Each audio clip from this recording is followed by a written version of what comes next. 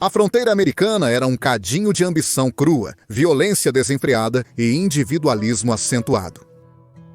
Nesta paisagem tumultuada, surgiram figuras de proporções míticas, homens cujas vidas eram tão selvagens e indomadas quanto a própria terra. Uma dessas figuras era Timothy Longhair Jim Courtright.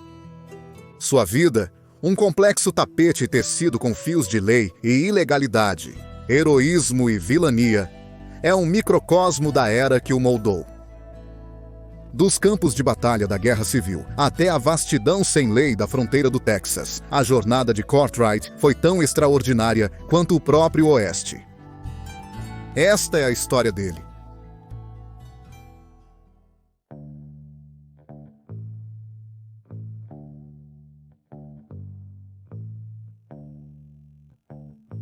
Timothy Courtright, frequentemente chamado de Longhair Jim ou Big Jim, nasceu na primavera de 1848 no condado de Sangamon, Illinois. Ele era um de 5 filhos, com 4 irmãs mais velhas e um irmão mais novo. Mesmo quando era um menino, Jim adorava praticar tiro.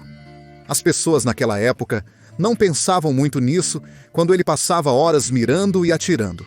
Jim não queria apenas ser preciso, ele queria ser incrivelmente rápido. Ele aprendeu a sacar suas armas rapidamente e a fazer truques sofisticados com elas.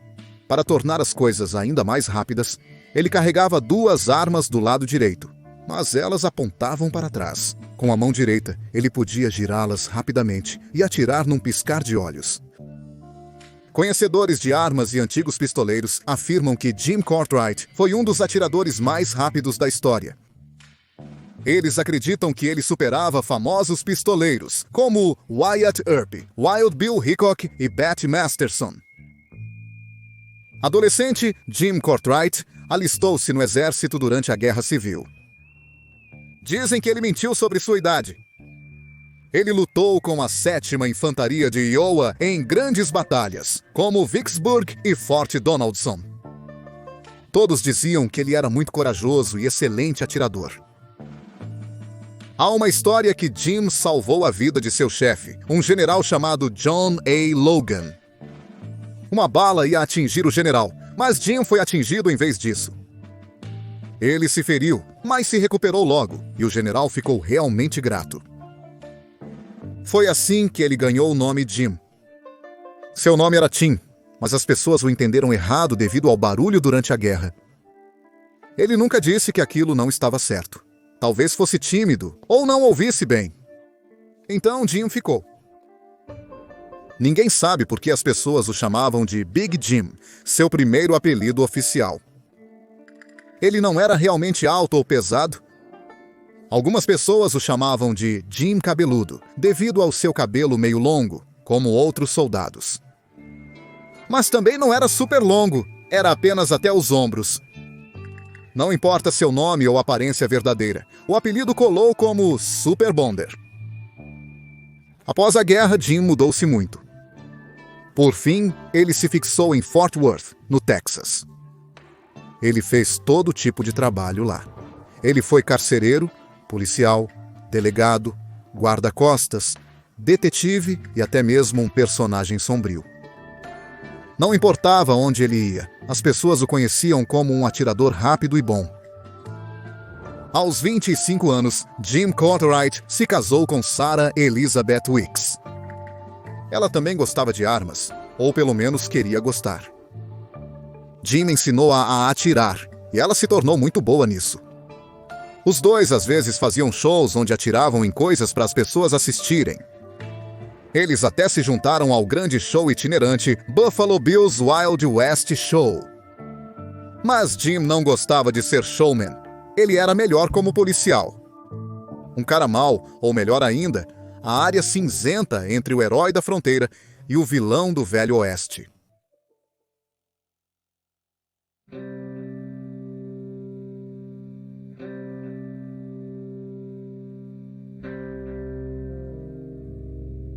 Em 1876, Jim Courtright e sua esposa se mudaram para Fort Worth, Texas. Era uma cidade nova, com apenas 3 anos. mas já conhecida como um lugar selvagem e perigoso. As pessoas brigavam muito e quebravam a lei o tempo todo.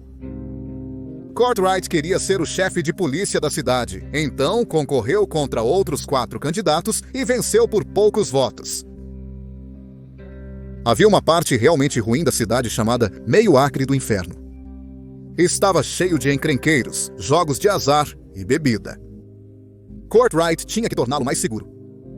Muitos temiam-no, mas alguns tentaram reagir. Um homem foi morto ao tentar apartar uma briga. Courtright, furioso, matou o malfeitor naquela noite. Ele matou outras pessoas enquanto realizava seu sonho de se tornar chefe em uma unidade policial.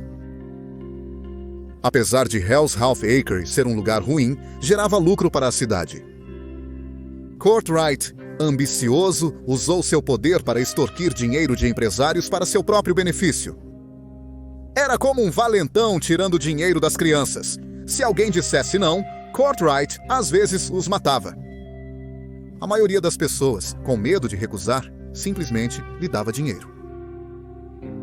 Jim Courtright foi o principal policial em Fort Worth por um tempo, mas as pessoas se cansaram dele e o votaram para fora.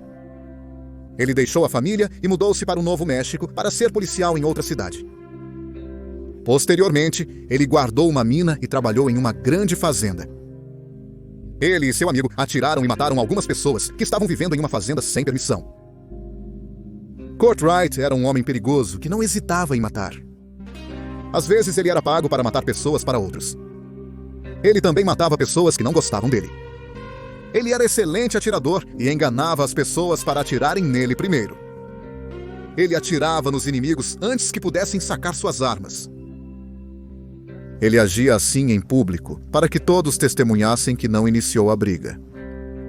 Embora ele matasse pessoas, quase sempre se safava. A maioria das pessoas o temia e evitava problemas. Em 1883, o antigo chefe do exército de Jim Courtright, John Logan, queria comprar um grande rancho no Novo México, chamado American Valley Cattle Company. O rancho era imenso, mas sofria com frequentes roubos de gado. Logan pediu a Courtright e seu amigo Jim McIntyre para ajudar a proteger o local. Mas as pessoas que já possuíam o rancho tinham planos ainda maiores.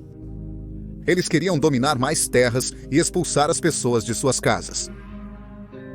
A American Valley Cattle Company era um rancho vasto que abrangia um território massivo de aproximadamente 4.752 milhas quadradas. Fundada no final de 1870, tinha milhares de cabeças de gado e empregava vários cowboys para gerenciar a operação.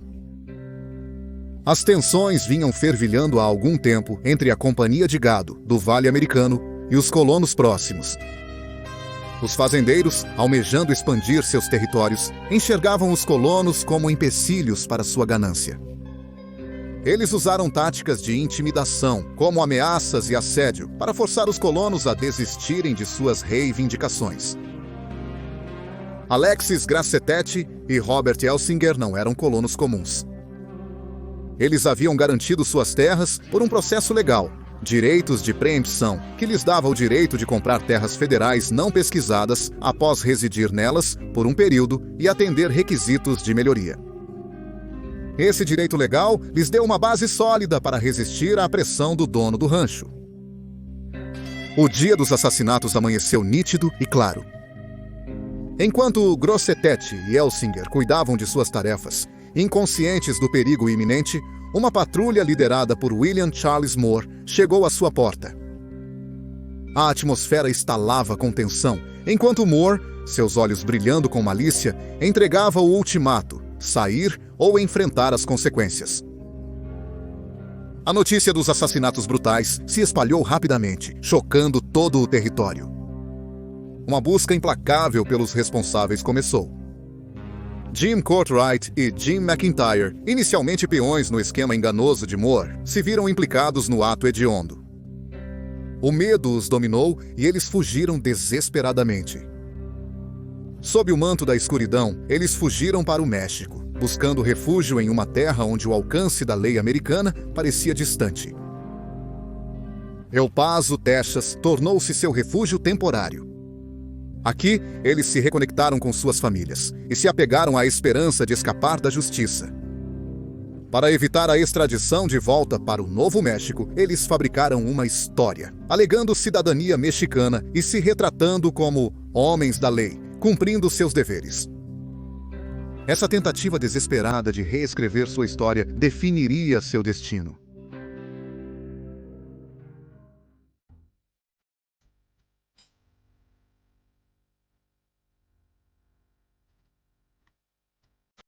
Após enfrentar problemas jurídicos no Novo México, Jim Courtright voltou a Fort Worth, buscando estabelecer um meio de vida mais legítimo. Em 1884, a cidade deixava de ser uma fronteira sem lei para se tornar uma metrópole em rápido crescimento. Courtright, sempre o oportunista, viu um nicho nas crescentes complexidades da vida urbana e procurou estabelecer uma agência de detetives. No entanto, essa empreitada era apenas uma fachada para seus reais propósitos. Enquanto isso, o espectro de seus crimes passados continuava a assombrá-lo. No Novo México, o sistema judicial, muitas vezes influenciado pelas estruturas de poder locais, não conseguiu levar à justiça os responsáveis pelas mortes de Gracetete e Elsinger. 2 indivíduos foram julgados como bodes expiatórios e posteriormente absolvidos, um veredicto que fez pouco para acalmar o clamor público. As forças da lei, determinadas a corrigir essa injustiça, intensificaram seus esforços para prender Courtright. Fort Worth, porém, forneceu um refúgio provisório. A cidade era um caldeirão de ambição, vício e violência. Um lugar onde um homem com a reputação de Courtright poderia facilmente se misturar. No entanto, seu passado era um albatroz em seu pescoço. Era apenas uma questão de tempo até a sorte acabar. Entra Luke Short, uma figura lendária por direito próprio. Vindo de Dodge City, Kansas, uma cidade sinônimo do Velho Oeste, Short era um jogador, pistoleiro e dono de salão com uma reputação tão mortal quanto infame. Sua chegada em Fort Worth marcou um curso de colisão com Courtright. O White Elephant, estabelecimento de Short, era um destaque na vida noturna da cidade. Era um lugar onde fortunas e reputações eram feitas, perdidas, forjadas e quebradas. Courtright viu em Short não apenas um concorrente, mas uma potencial mina de ouro. Seu esquema de proteção, um plano que se mostrou lucrativo no passado, exigia um novo alvo.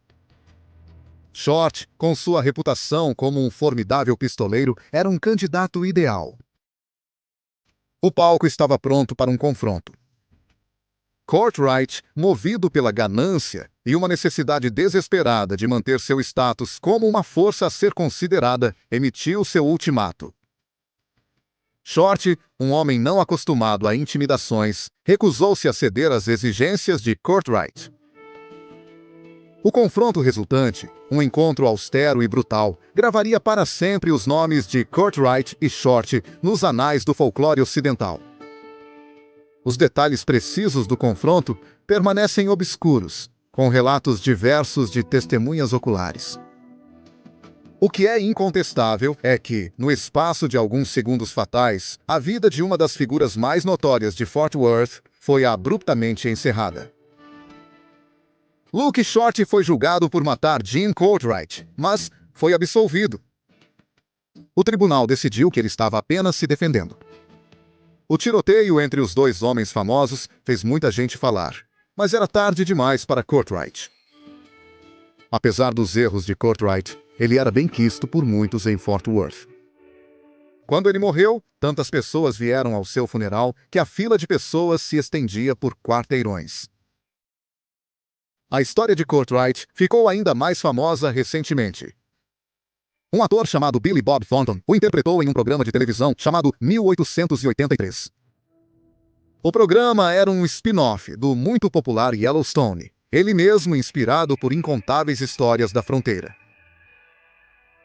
O legado de Courtright, complexo e contraditório, vive na memória coletiva do Velho Oeste. Ele era um homem de muitas faces: policial, fora da lei, empresário e, finalmente, vítima de sua própria ambição insaciável.